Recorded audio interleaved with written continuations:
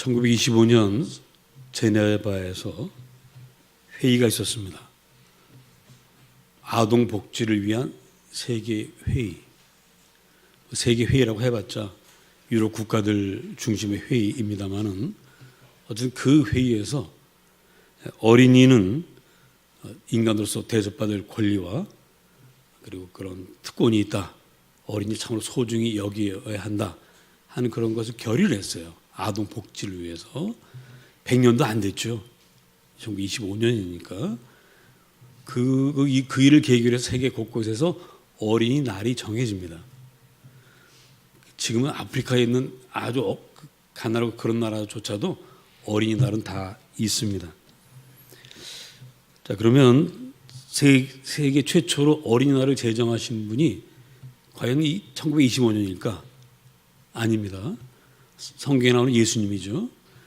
어린아이들이 예수님께 오니까 부모들이 이제 아이들을 안고 와서 축복기도 해달라고 하니 제자들이 우리 그 어린 시절에 늘 약장수들 있는데 가면 듣는 말이 있죠. 뭡니까? 누구는 가라? 애들은 가라. 애들은 인간 취급을 못 받았어요. 우리나라도. 그러니 2000년 전에 어떻겠습니까? 그러니까 제자들이 똑같이 우리 옛날 우리 어른들이 했던 것처럼 애들은 가라고 그랬어요. 야, 저리가 왜 시끄럽게 이런 것들을 데리고 와. 주님께서 아니야,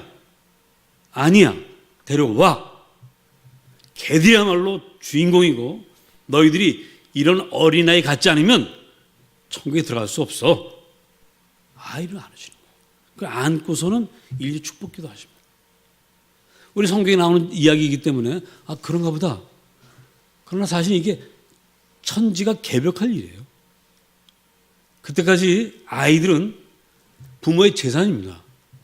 지금 우리 기독교 문화권에서 자라고 신앙을 갖고 있는 여러분들에게는 그 말도 안 되는 얘기라고 생각하실지 모르지만 실제로 역사적으로 그 옛날 그 당시에는 애들이 재산이에요. 지금도 이 기독교 문화가 아닌 곳에는 재산이에요. 아이를 팔기도 합니다. 여러분 소설 같은 데 보면 많이 보시죠? 아이들 팔기도 해요. 그 옛날에는 재물을 드릴 때 정말 그 정성을 다 드려야 될 때는 자기 자식을 재물을 바치기도 했습니다. 구약 시대에는 그런 이야기들이 많이 나오는데 성경에서만큼은 절대 금해요. 다른 종교에서는 다 그렇게 해요. 근데 성경에서만큼은 절대로 안 된다. 근데 이스라엘 임금 중에 가끔 그 짓을 한 인간들이 있습니다. 그런 놈들은 다 지옥 갔어요. 하나님이 그런 놈들을 다 멸망시켜버렸습니다. 굉장히 달라요. 그러니까 그럼에도 불구하고 여전히 유대 사회에서도 아이들이 무시를 당했는데 주님이 오셔서 뒤집어 버렸어요. 그러니까 유대인들에게도 이것은 상당히 충격적인 일이고 다른 세계 사람들에게는 이건 정말 천지가 개벽할 일입니다. 어떻게 애가 가장 소중해?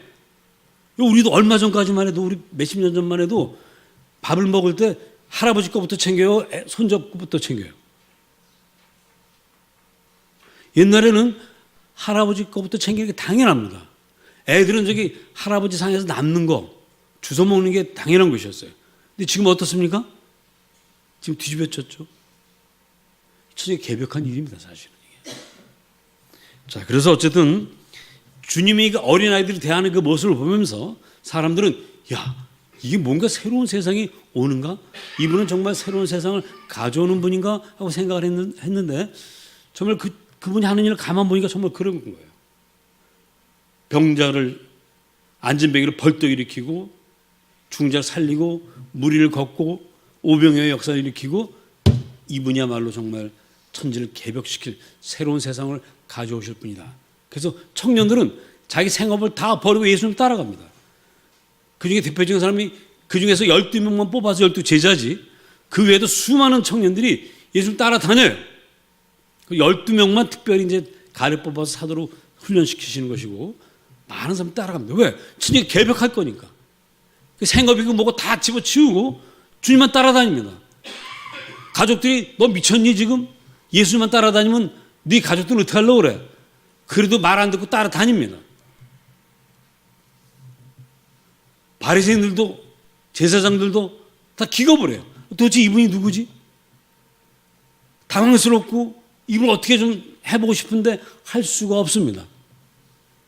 친로마파라고 할 수 있는 그 세리들도 그 주님을 영접합니다. 또 열심당원, 독립운동하는 사람들도 주님을 영접합니다. 그러니까 서로 대척점에 있던 그런 사람들이 예수 앞에서 다 하나가 돼요. 왜? 천지개벽. 새로운 세상이 올 거라고 믿었기 때문입니다. 그 3년 동안 주님이 가시는 곳마다 수많은 사람들이 모여들어서 정말 인산인해를 이루었습니다.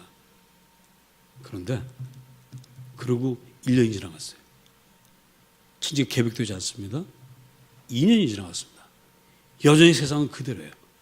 그때부터 사람들이 등을 돌리기 시작합니다. 야, 저거 사기꾼 아니야? 우리 뭐 잘못 본 거 아니야? 그래서 예수님 죽이려고 하는 기운도 점점 상승되고요.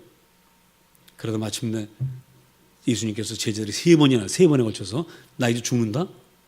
부활한다? 한 번만 했으면 또 그냥 지나갔을 텐데 3번 했습니다. 그때 유다가 결심을 했어요. 저런 사기꾼을 내버려 두느니 팔아먹기라도 하자. 그 팔았습니다. 그리고 죽게 됐어요. 죽었어요. 다 떠나갔습니다. 제자들이 한 놈도 안 남겨 다 떠나갔어요. 물론 사도 요한이 끝까지 예수님의 십자가 밑을 지키긴 했지만 그 의리 때문에 지킨 것이지 새 세상이 올 거라고 믿고 지킨 것은 아닙니다. 그리고 무덤에 묻혔습니다. 아무도 예수님이 부활할 거라고 생각하지 않았어요. 그런데 부활했습니다.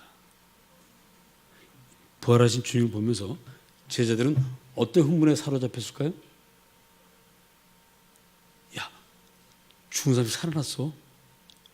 정말 새 세상이 시작되는 거 아니야? 흥분합니다. 자기들끼리 모입니다. 근데 아무 일도 일어나지 않아요. 그리고 심지어 주님은 안 믿는 사람들에게 나타나지도 않아요. 믿는 사람들에게만 나타납니다. 믿는 자기들끼리 모여 있는 곳에만 나타납니다. 한번 제일 많이 모였을 때가 500명이 모였을 때 그때 한번 나타나셨어요. 그때도 믿는 이들 500명이었지. 당신을 십자가에 못 박은 빌라도 앞에 나타나지도 않았고 헤롯 앞에 나타나지도 않았고 바리새인과 제사장들 앞에 나타나서 내가 너희가 죽인 예수다. 뭐 놀라게 하고 새 세상이 올 거라는 그 두려움을 갖게 하지 않았습니다. 오직 믿는 이들에게만 나타나셨어요. 처음에 흥분했던 제자들도 이제 흥분이 식습니다. 아, 이게 도대체 뭐지? 부활하셨으면 죽은 자가 살아났으면 뭔가 새로운 일이 일어나야 될 거 아니야. 근데 아무 일도 일어나지 않아요. 그래서 제자들이 더 이상 할 일이 없습니다. 성경 보니까 읽으시면서 여러분들 혹시 숫자를 세셨는지 모르겠는데 베드로가 고기를 잡으러 간다고 하니까 제자들이 따라 나섰죠. 그때 모두 몇 명이 따라 나섰습니까? 시간상 제가 말씀드립니다. 7명이 따라 나섰다. 총 7명. 베드로하고 세베대의 두 아들 또 다른 두 제자 어쩌고 해서 7명이 다 고기를 잡으러 가요. 한 마리도 못 잡았습니다. 새벽이 돼서 이제 다시 돌아왔는데 주님이 딱 나타나시더니 몇 마리 잡았어? 없습니다. 가서 다시 그물 내리시오. 근데 그때 주님인지 몰랐어요. 그리고 이제 잡아 끌어올리니까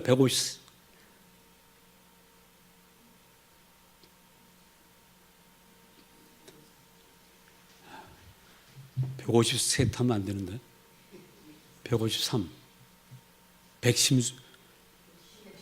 153마리. 아, 예. 153마리를 잡았어요. 그때 비로소 어떤 사람이 야, 우리 주님이야. 그 비로소 베드로가 물 위로 탁 뛰어내립니다. 이제 뭐가 일어나나 보다. 그렇잖아요? 주님 오셔가지고 한 마리도 못 잡았는데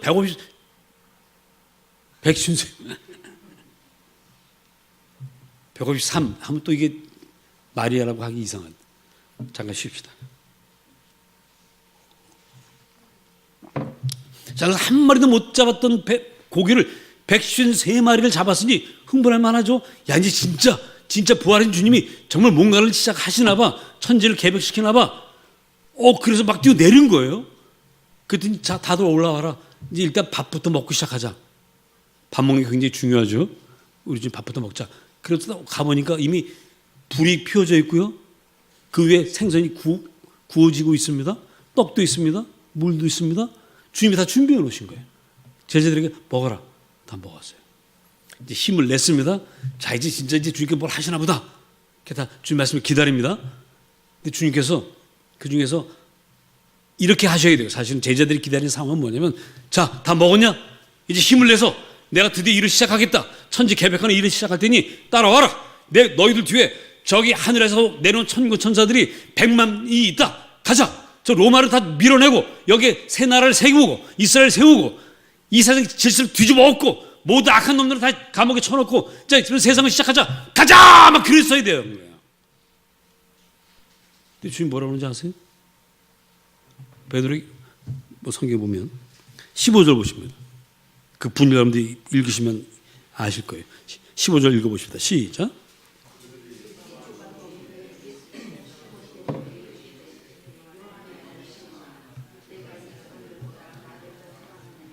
예.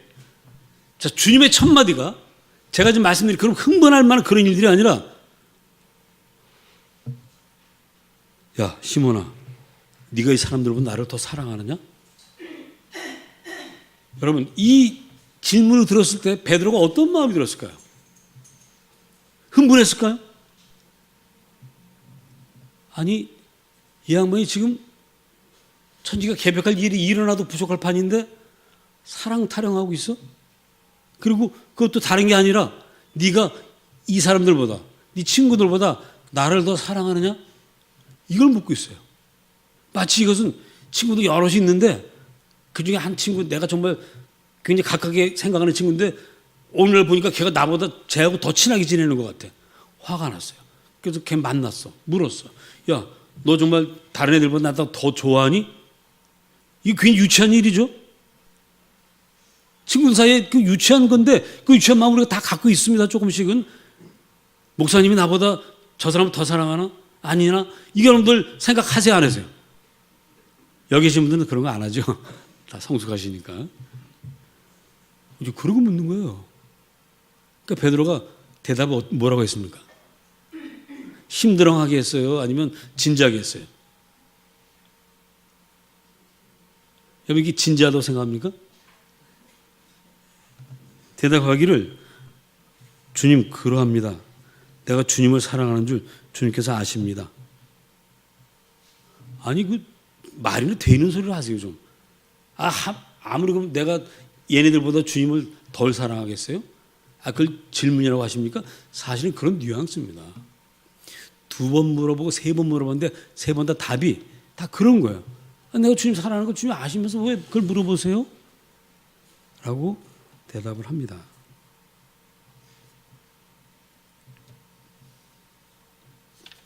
천지개벽할 일은 일어나지 않습니다. 그냥 네가 나를 더 사랑하느냐라는 걸 물으시고요. 사랑합니다라고 하니까 그 다음에 마지막 주님께서 하신 말씀이 베드로에게 뭘 부탁하십니까? 나의 어린 양을 먹이라. 내 양을 치라.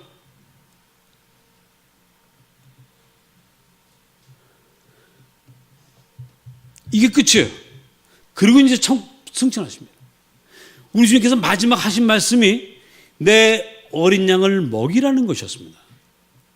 여러분, 이 말씀이 천지개벽할 일입니까? 아닙니까?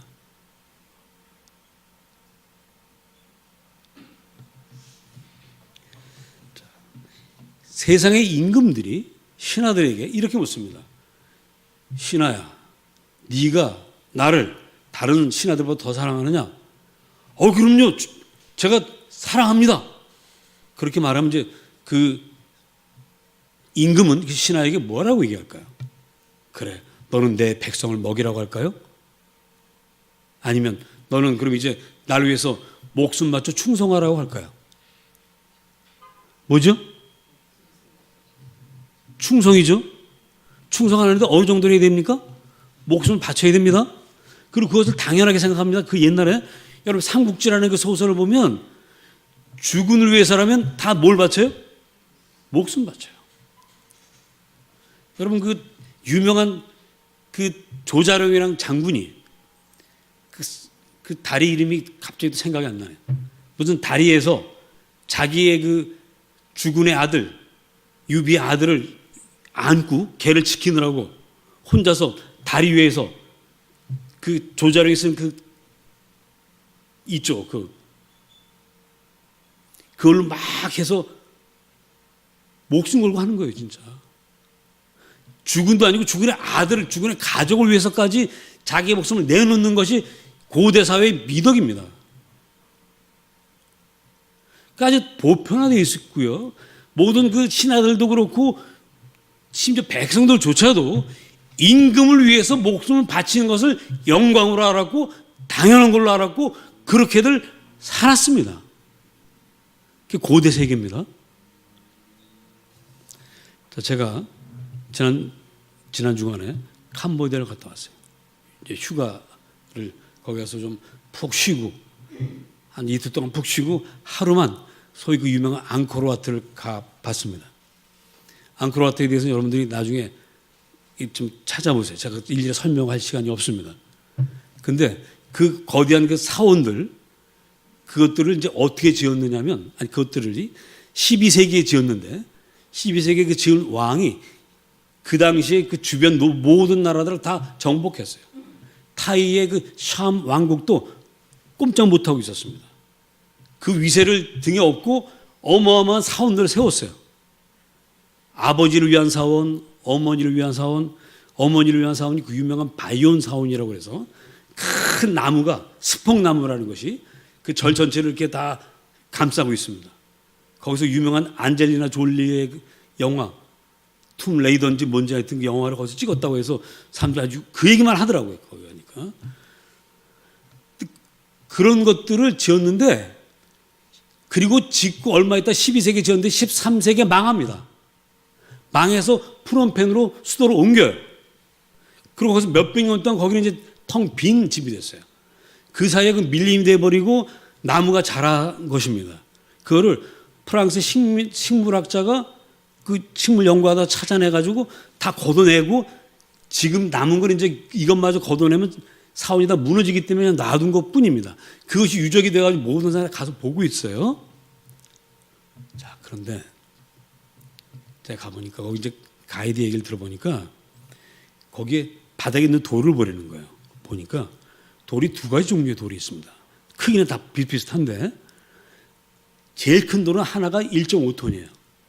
돌 하나가. 그러니까 보통 1톤짜리. 근데 구멍이 몇 군데 뚫려 있는 돌이 있습니다. 이거는 구멍을 뚫어가지고 바위에다 구멍을 뚫어서 거기다가 줄을 끼워 넣어가지고요. 그걸 누가 운반했느냐? 코끼리가 운반했어요. 거기 돌이 없습니다. 그 지역에는. 몇십 킬로 떨어진 산에서 다 캐온 거예요. 그리고 구멍이 없는 돌이 있습니다. 이거 누가 옮겼겠어요?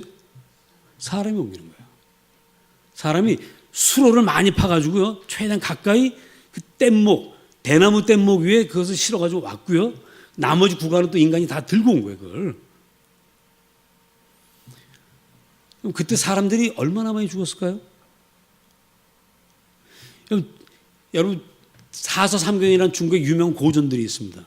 그 중에 사경이 시경, 서경, 역경, 하여튼 지금 갑자기 제가 다 이 박사인데 지금 갑자기 하려니까 생각이 안 납니다. 이해하시고 바랍니다. 그 시경이라는 책인데, 시인데, 고대 시인데, 그 시의 내용 중에 보면 이런 게 많아요. 만리장성 쌓으러 갔다가 죽은 남편 이야기입니다. 거기서 만리장성 쌓다가 죽지 않습니까? 그럼 시체를 고향으로 보내는 게 아니라 돌과 함께 그냥 묻어버려요. 돌 사이에 시체들이 들어가 있습니다. 그냥 싸버려요. 고향에 알려주지도 않습니다. 고대 사회의 인간이 그러긴 대접을 받았어요. 앙코르와트도 역시 마찬가지입니다. 수많은 사람들이 희생을 당해서 지은 것이고 피라미드도 마찬가지고요. 로마의 그 거대 유적지들도 다 마찬가지입니다. 다 공통점이 있어요.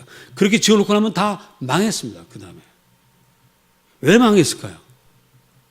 하나님께서 원하시는 게 뭐예요? 내 양을 먹이라는 것입니까? 내 양을 이용해서 너의 부귀영화를 드러내고 너의 권세를 드러내라는 것일까요?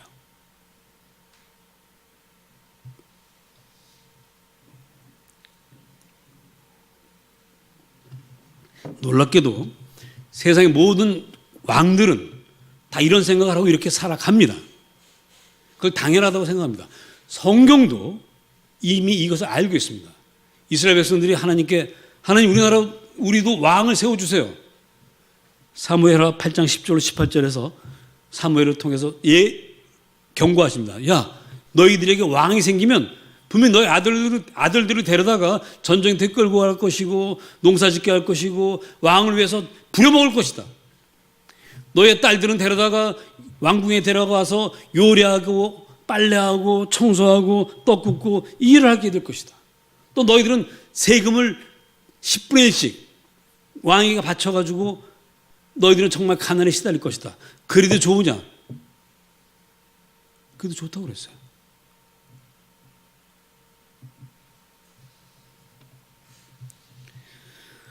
여러분, 세상의 역사라고 하는 것이 뭐냐면 바로 왕들의 역사입니다. 왕들이 어떻게 백성들을 그렇게 해서 했는지 그 역사. 우리는 그거를 당연한 걸로 생각합니다.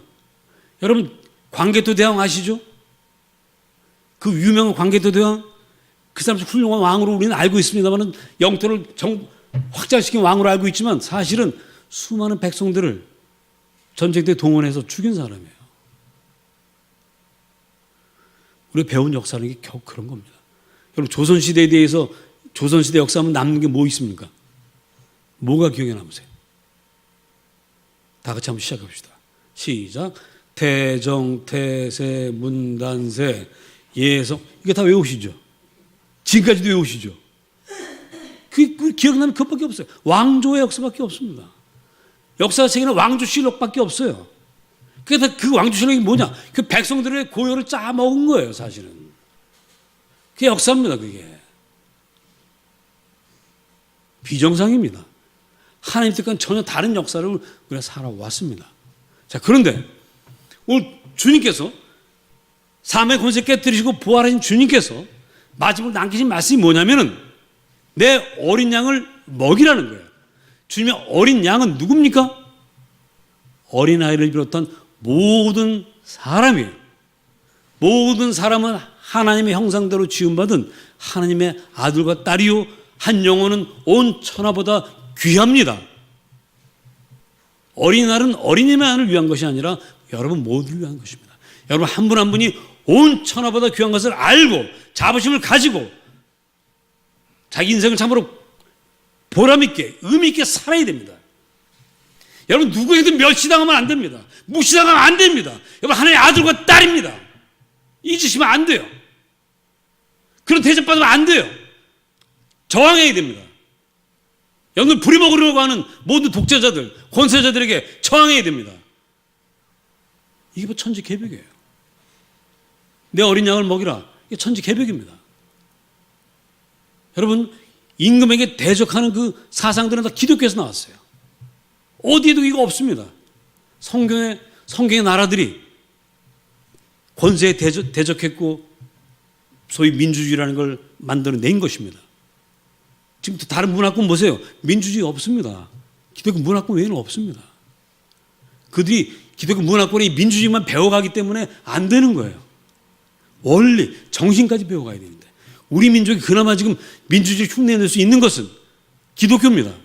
우리나라 민주주의 꽃을 피우게 될 때 그 앞장섰던 분들이 다 기독교인들이에요. 목사님들이에요.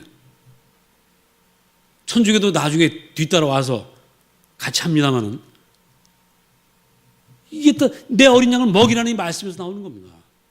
이게 천지개벽이에요.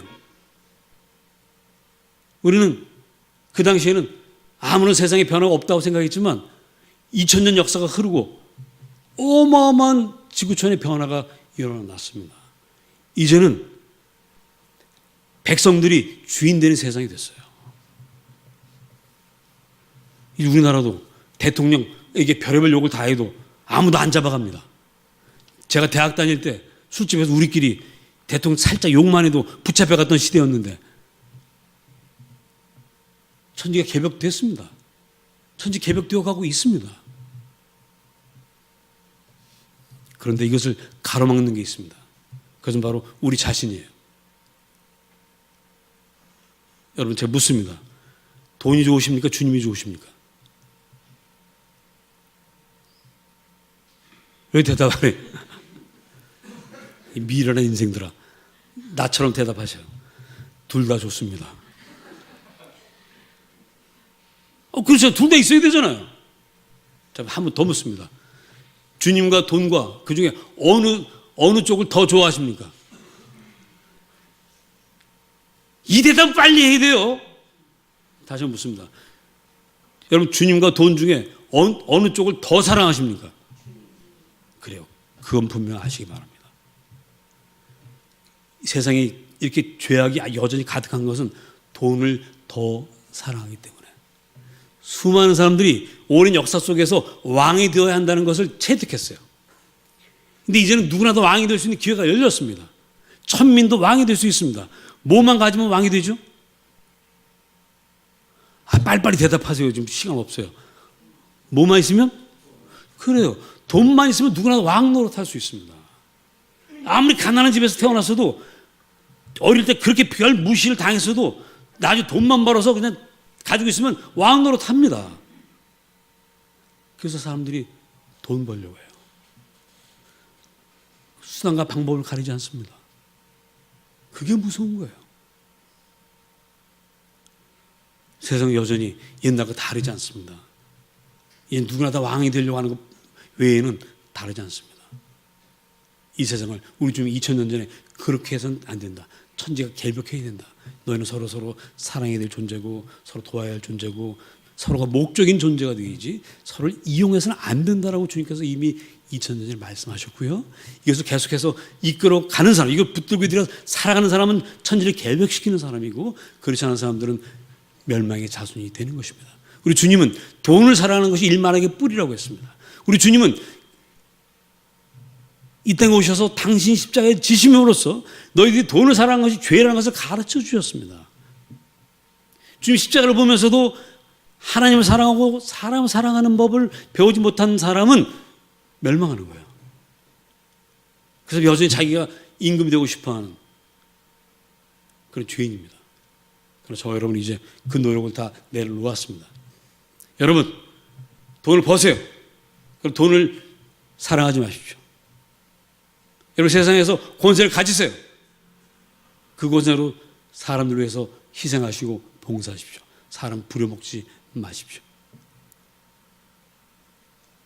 우리가 어린 아이들, 아무 힘이 없는 아이들을 사랑하고 귀하게 여기듯이 어린 양, 세상에서 힘없고 약한 이들을 더 사랑하고 섬기는 주님의 제자로서 살아가는 그런 여러분이 되시기를 주님의 이름으로